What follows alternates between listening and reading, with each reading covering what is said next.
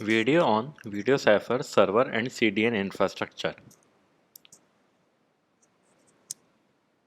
When you upload a video or import a video, it goes to VideoCipher server. So VideoCipher server is currently is based on Amazon AWS. We store the videos in Amazon AWS S3, which is full form named at Simple Storage Service. So when the video is uploaded, we encrypt it in various formats because each device, Android, iOS and desktop, requires a different encrypted format. Also, we convert it to multiple bit rates if required. So all this processing and encryption happens on the AWS in AWS CPU instances, commonly known as EC2. So VideoCipher uses its own technology and setup to manage the transcoding and encryption. The raw files after being encrypted and processed are kept separately. So when you are streaming the content from your site or app, only the encrypted files are being fetched via the URLs.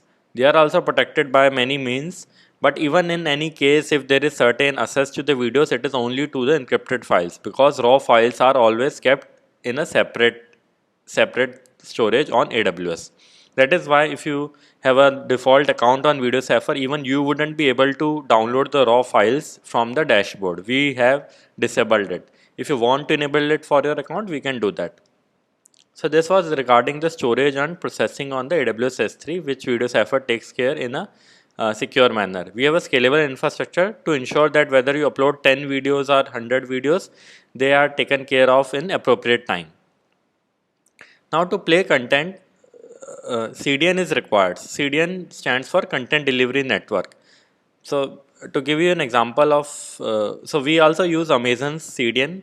The brand name is CloudFront. So Amazon CDN called CloudFront to stream content.